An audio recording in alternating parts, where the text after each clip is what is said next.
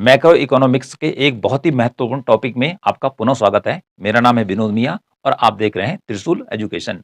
आज हम आपको पढ़ाने वाले हैं विश्व बैंक परिवार के एक सदस्य के बारे में, जो कि बहुत ही इंपॉर्टेंट सदस्य है। अर्थात जो विश्व बैंक है वह 5 संगठनों का एक समूह है, जिसे विश्व बैंक समूह या वर्ल्ड बैंक ग्रुप या विश्व बैंक फैमिली के नाम से जाना जाता है।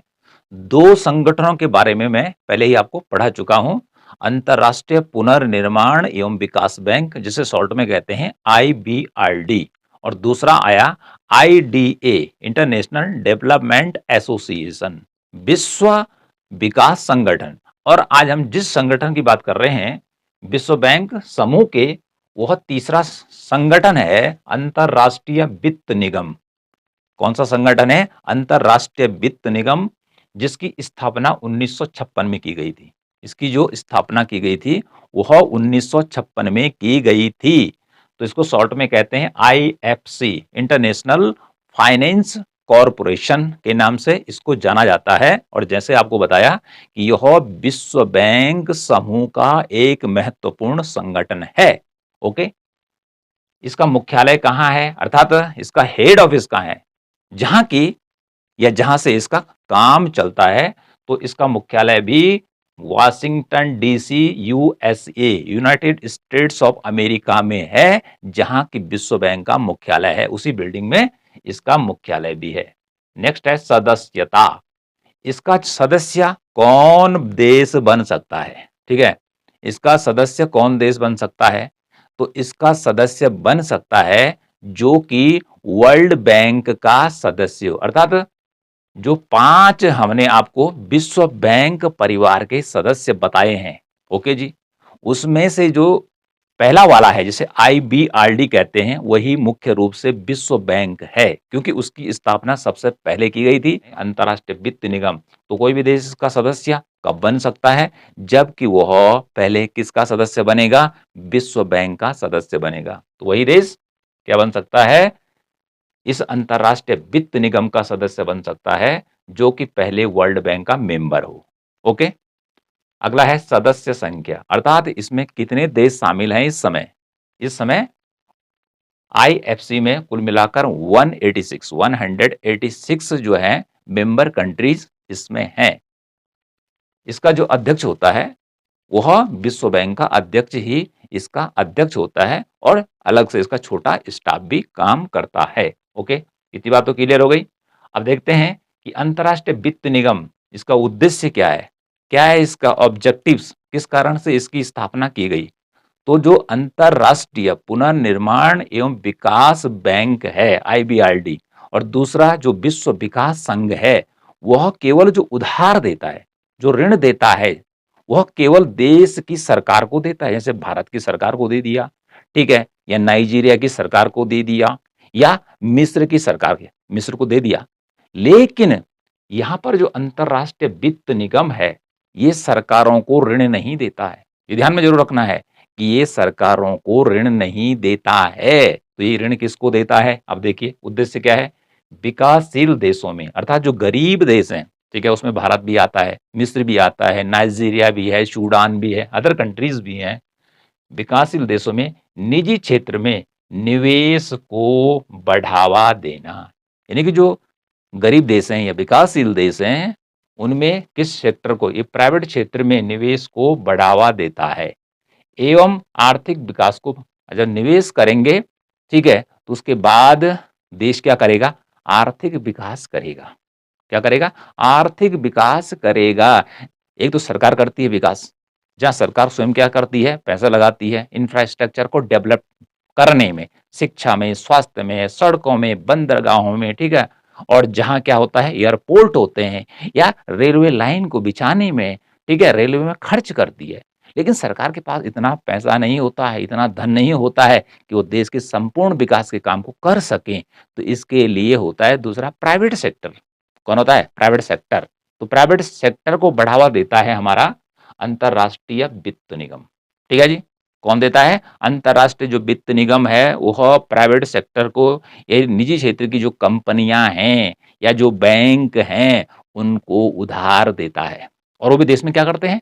प्रोडक्शन करते हैं, उत्पादन करते हैं, सर्विस का कर सकते हैं या वस्तुओं का कर सकते हैं और अपनी कंपनी का विस्तार करते हैं।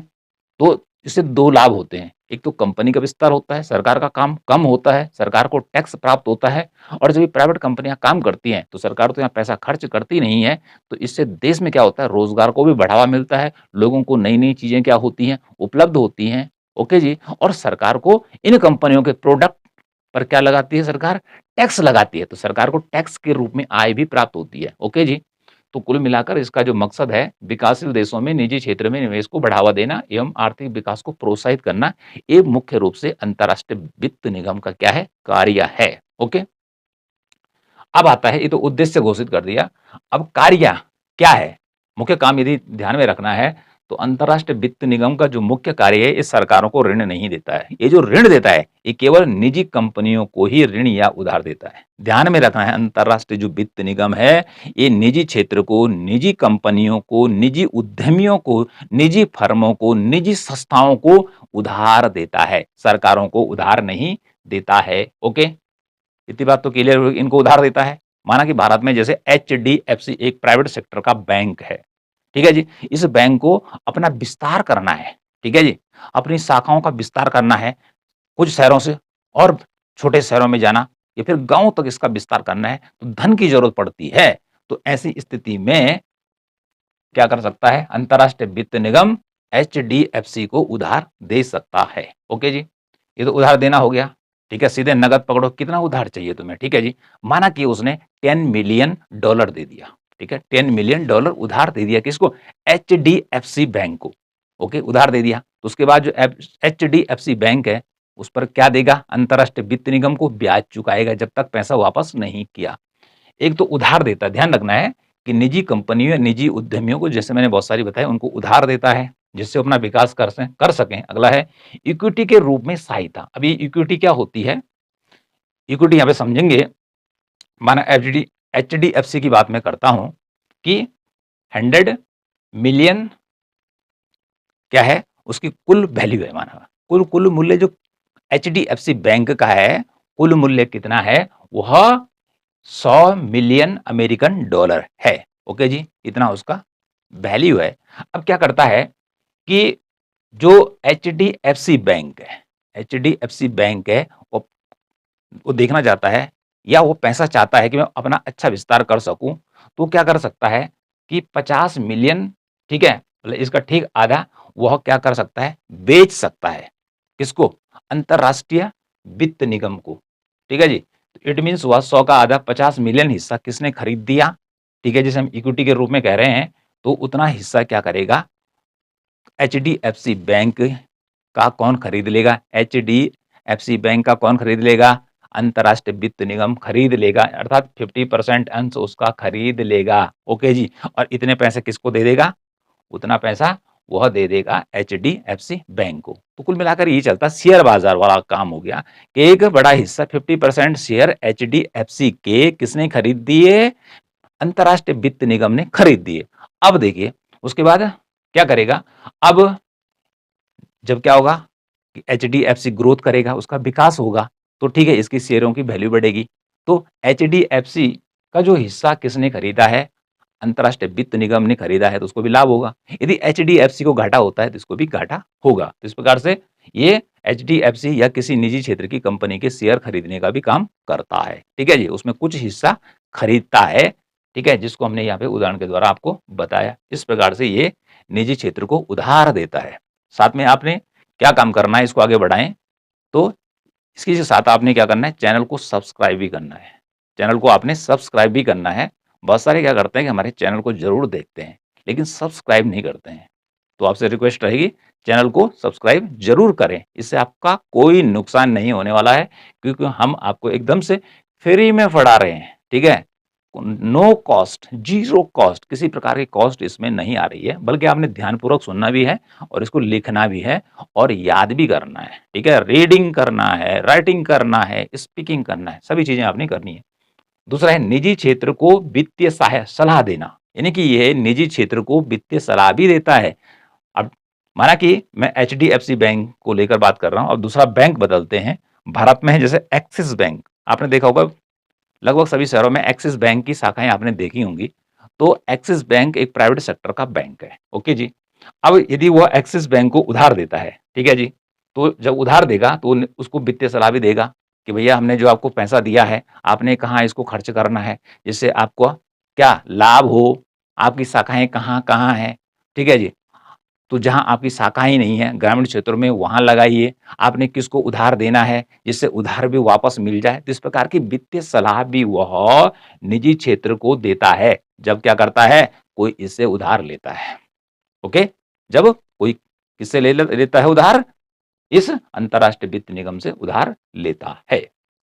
अगला है संयुक्त निवेश में सहायता देना। कभी क्या होता है, यहाँ पे तो शेयर खरीदने की बात कर दी हमने, 50% उसने खरीद दिया, लेकिन कभी क्या होता है कि निवेश का निजी क्षेत्र से पहले हम देखते हैं संयुक्त निवेश होता क्या है, कि सहायता करना। संयुक्त निवेश में क्या होगा, एक तो आईएफसी जो अंतर्राष्ट्रीय वित्त निगम है, उसका भी पैसा लगा रहेगा, ठीक है। अब यहाँ पे उदाहरण के लिए लेते हैं कि इसमें एचडीएफसी बैंक का भी पैसा लगा हुआ है और इसमें किसका पैसा लगा हुआ है, एशियन डेवलपमेंट बैंक का पैसा भी लगा हुआ है। ऐसा कोई प्रोजेक्ट आता है, ओके जी, तो तीनों की इसमें साझेदारी होगी, ओके, तीनों कंपनियों की या जो संस्थाएँ हैं इनकी साझेदारी होगी। तो इस प्रकार से कोई संस्था खड़ी होती है, तीनों का पैसा लगा हुआ है, ओके जी।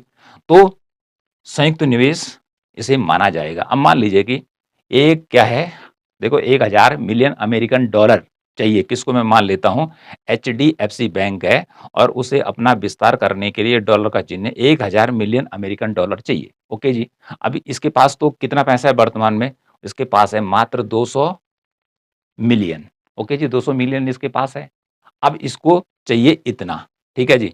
तो इसको इसको इसमें से घटा देंगे तो 800 मिलियन इसके पास कम है, अपनी शाखाओं का विस्तार कराने के लिए, ओके जी, जिससे ये बेनिफिट को कमा सके। तो ये जाता है किसके पास, अंतर्राष्ट्रीय वित्त निगम के पास। अंतर्राष्ट्रीय वित्त निगम क्या करता है, इसमें से 400 मिलियन क्या करता है, मार्केट से इकट्ठा कर लेता है, ठीक है। अब जब ये इसमें पैसा लगाता है आईएफसी, तो इधर इतना ये करता है काम, ठीक है, इतना ये बाजार से उठा लेता है। उसके बाद देखता है कि जो एडीबी है, एशियन डेवलपमेंट बैंक, एशियाई विकास बैंक इसको कहते हैं, तो एशियाई विकास बैंक देखता है कि इतना पैसा इसने लगा रखा है और ये भी विश्व बैंक समूह का परिवार का सदस्य है, ठीक है जी, तो फिर मैं भी लगा लेता हूँ इतना पैसा, ठीक है जी। और फिर इतना पैसा इसके पास है, तो इस प्रकार से इसको इतने इतने अमेरिकन डॉलर प्राप्त हो जाएंगे। तो इस प्रकार से ये संयुक्त निवेश होगा, ठीक है जी। इतना किसका हो जाएगा, आईएफसी का हिस्सा हो जाएगा 400 का, ठीक है जी, 400 का एशियन डेवलपमेंट का होगा और 200 किसका हो जाएगा, एचडीएफसी बैंक का होगा। इस प्रकार से ये तीनों का निवेश हो जाएगा किसमें, एचडीएफसी कंपनी में, ओके जी। तो इस प्रकार से ये संयुक्त निवेश के लिए क्या करता है, सहायता देता है, ओके जी। ये तीन जो कार्य हैं, ये इंपॉर्टेंट कार्य अंतर्राष्ट्रीय वित्त निगम का। केवल विश्व बैंक को जानने से नॉलेज नहीं बढ़ने वाला है कि हमने विश्व बैंक के बारे में पढ़ लिया, आईबीआरडी के बारे में, ओके जी, हो गया खत्म बात नहीं। विश्व बैंक समूह कुछ हम बड़ा करना चाहते हैं, ठीक है, हमारा एम बहुत बड़ा है, तो हमें विश्व बैंक समूह के हर जो संगठन है उसको डीपली पढ़ना पड़ेगा, इसको जरूर ध्यान में रखना है। निवेश का निजी क्षेत्र, अब बैंक का तो मैं उदाहरण दे चुका हूं आपको, तो निवेश का निजी क्षेत्र क्या रहता है, अर्थात जो अंतर्राष्ट्रीय वित्त निगम है उन निजी क्षेत्र को किस किस काम के लिए उधार देता है। तो उधार कृषि है, स्वास्थ्य है, शिक्षा है, आधारभूत संरचना है, पर्यावरण एवं हरित ऊर्जा के कार्यों के लिए यह विभिन्न उद्यमियों या विभिन्न कंपनियों, फर्मों, संस्थाओं को उधार देता है, ओके जी। कृषि के विकास के लिए भी देगा, ठीक है। तो हॉस्पिटल के लिए दे सकता है, प्राइवेट सेक्टर के जो हॉस्पिटल हैं उनको दे सकता है, प्राइवेट जो कॉलेज हैं उनको दे सकता है, आधारभूत संरचना किसी प्राइवेट कंपनी ने खड़ी करनी है किसी भी देश में, ठीक है, सड़क बनानी है, बिजली पानी की व्यवस्था करनी है, उसके लिए। पर्यावरण और हरित ऊर्जा, इसमें क्या करता है कि पर्यावरण को बचाना है, ठीक है जी, तो क्या करना है कि जो पवन ऊर्जा है, विंड एनर्जी और सोलर एनर्जी के क्षेत्र में जो कंपनियां काम कर रही है उनको भी ये उधार देने का काम करता है, इसको ध्यान में रखना है। अब आता है भारत और आईएफसी। इट मीन्स हुआ कि भारत और आईएफसी का क्या संबंध रहा है। तो जैसे हमने पहले बताया था कि जब विश्व बैंक की स्थापना हुई थी तो उस समय भारत, या उसी समय से ही भारत जो है विश्व बैंक का संस्थापक सदस्य रहा है। इट मीन्स हुआ कि 1944 में जो ब्रेटन वुड्स सम्मेलन हुआ था उसमें भारत ने भाग लिया था। तो इसलिए भारत उसका संस्थापक सदस्य है। तो आईएफसी का भी क्या है, भारत संस्थापक सदस्य है। इट मीन्स हुआ आईएफसी का भारत भी क्या है, मेंबर है, सदस्य देश है। तो भारत और आईएफसी के बीच क्या रिलेशन है कि भारत को भी, भारत की जो प्राइवेट कंपनियां हैं या निजी संस्थाएं हैं, क्या इनको भी इस आईएफसी से उधार मिला है कि नहीं मिला है? हाँ, मिला है। ठीक है, अपने जन्म से, अर्थात जब 1956 में इसकी स्थापना हुई थी, तभी से लेकर अब तक भारत को इसने बहुत उधार दिया है, भारत की कंपनियों को बहुत उधार दिया है। इसलिए लिखा है अपने जन्म से भारत का सबसे बड़ा वित्त पोषक रहा है, सबसे ज्यादा पैसा जो है इसने भारत के निजी क्षेत्र को दिया है। तो वर्तमान में देखें किस किस को इसने, या किस किस क्षेत्र को, या किस किस बैंक को, संस्था को इसने उधार दे रखा है। जैसे एक्सिस बैंक को दिया है, ओके जी, एक्सिस बैंक को दिया है। डोडला डेयरी, ठीक है, तेलंगाना की राजधानी हैदराबाद में, ठीक है, एक डेयरी है जो क्या करती है, किसानों से दूध खरीदने का काम करती है।